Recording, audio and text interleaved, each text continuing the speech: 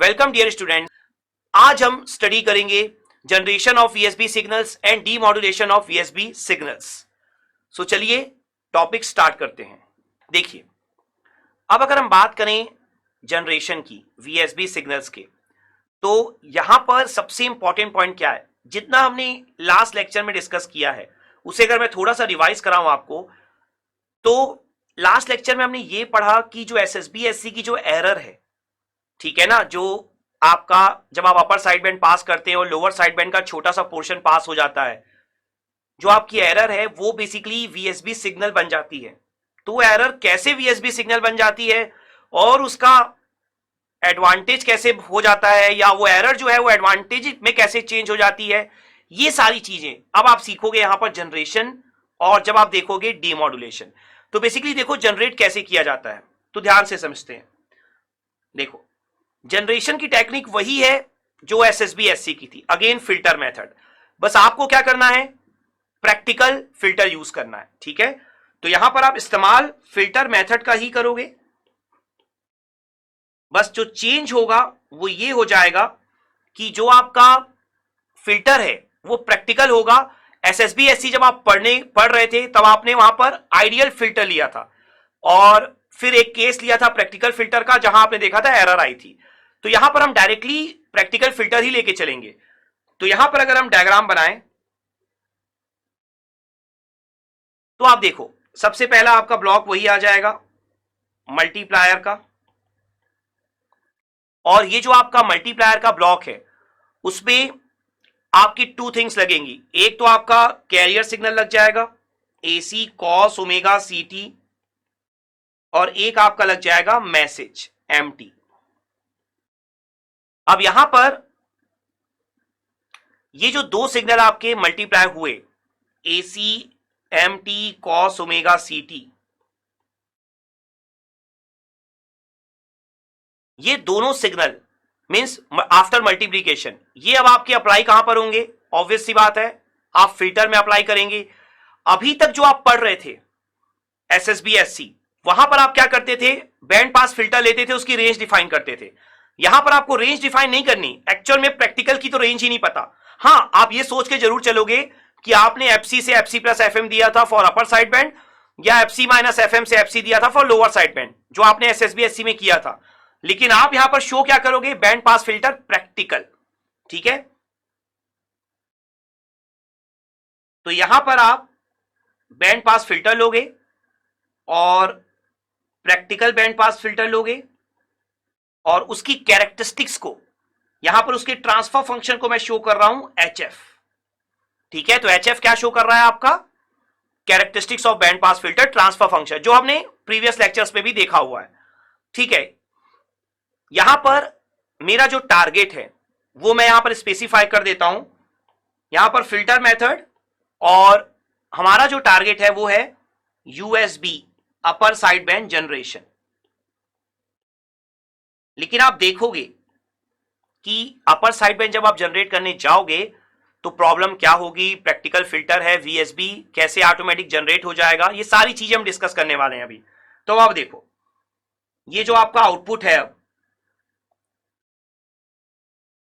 ये किस तरीके से आपको अब दिखेगा। तो आउटपुट को हम यहां पर एसटी से शो कर देते हैं और इसका फोरियर ट्रांसफॉर्म एसएफ हो जाएगा बाय डिफॉल्ट। तो यहां पर देखो, आपका जो बैंड पास फिल्टर है वो एक तरह से क्या है, फिल्टर क्या होता है, हमने बहुत बार डिस्कस किया है, हमने सिग्नल सिस्टम में भी डिस्कशन किया हुआ है। जब भी आप सिग्नल सिस्टम स्टडी करेंगे तो वहां देखेंगे कि filter is like a system. तो किसी भी सिस्टम को जब आप इनपुट देते हैं तो किसी भी सिस्टम का जो आउटपुट होता है वो क्या होता है, इनपुट और सिस्टम का टाइम डोमेन में कॉन्वोल्यूशन, ठीक है। बेसिकली जो आउटपुट होगा आपका एसटी, वो क्या हो जाएगा, एसी एमटी कॉस ओमेगा सीटी का कॉन्वोल्यूशन सिस्टम के इंपल्स रिस्पॉन्स के साथ, एचटी के साथ। और अगर आप इसका फोरियर ट्रांसफॉर्म ले लें तो फोरियर ट्रांसफॉर्म आपका क्या होता है, SF Fourier of एसीएमटी cos omega सीटी। तो देखिए, आप सिग्नल सिस्टम में इस चीज को पढ़ेंगे, कम्युनिकेशन में भी मैंने आपको बेसिक्स ऑफ फोरियर ट्रांसफॉर्म पढ़ाया हुआ है। तो जब भी आप फोरियर ट्रांसफॉर्म लेते हैं, अगर टाइम डोमेन में कॉन्वोल्यूशन है तो फोरियर ट्रांसफॉर्म डोमेन में क्या होता है आपका मल्टीप्लीकेशन। तो Fourier of AC MT cos omega CT और फोरियर ऑफ एचटी, जिसको आपने डिफाइन किया हुआ है एचएफ से, ये दोनों आपस में क्या हो जाएंगे आपके मल्टीप्लाई। अब यहां पर ये जो आपने एसएफ डिफाइन किया, देखिए यहां पर मैं फिगर वाइज नहीं देख रहा हूं, यहां पर मैं एचएफ ले रहा हूं जो कि एक प्रैक्टिकल बैंड पास फिल्टर का कैरेक्टरिस्टिक्स है। तो देखिए यहां पर एसएफ। अब देखिए हमने जब फोरियर ट्रांसफॉर्म का बेसिक पढ़ा था और हमने जो डीएसबी-एससी पढ़ा, एसएसबी-एससी पढ़ा या डीएसबी-एफसी पढ़ा, सब में हमने एसी एमटी कॉस ओमेगा सीटी का फोरियर ट्रांसफॉर्म कैलकुलेट किया और उसका स्पेक्ट्रम ड्रॉ किया। यहां पर हमें स्पेक्ट्रम ड्रॉ नहीं करना, यहां पे जस्ट हमें इक्वेशन लिखना है जो ऑलरेडी हम फोरियर ट्रांसफॉर्म के बेसिक्स में पढ़ चुके हैं। तो कौन सी प्रॉपर्टी आपकी लग जाएगी, मैं ब्रैकेट में आपके लिए लिख देता हूं, मॉड्यूलेशन प्रॉपर्टी, जो हमने फोरियर ट्रांसफॉर्म के बेसिक्स में पढ़ा हुआ है। तो आपका जो फोरियर ट्रांसफॉर्म है एसी एमटी कॉस ओमेगा सीटी का, एसी तो कांस्टेंट हो जाएगा, तो एमटी इंटू कॉस ओमेगा सीटी का फोरियर ट्रांसफॉर्म आप अपने नोट्स पे चेक करिए, मॉड्यूलेशन प्रॉपर्टी चेक करिए। फोरियर ट्रांसफॉर्म के बेसिक में ये क्या होता है आपका M F minus F C plus M F plus F C divided by 2। तो डिवाइडेड बाय 2 मैं पहले से लिख देता हूं, M F minus F C plus M F plus F C और साथ में एच एफ।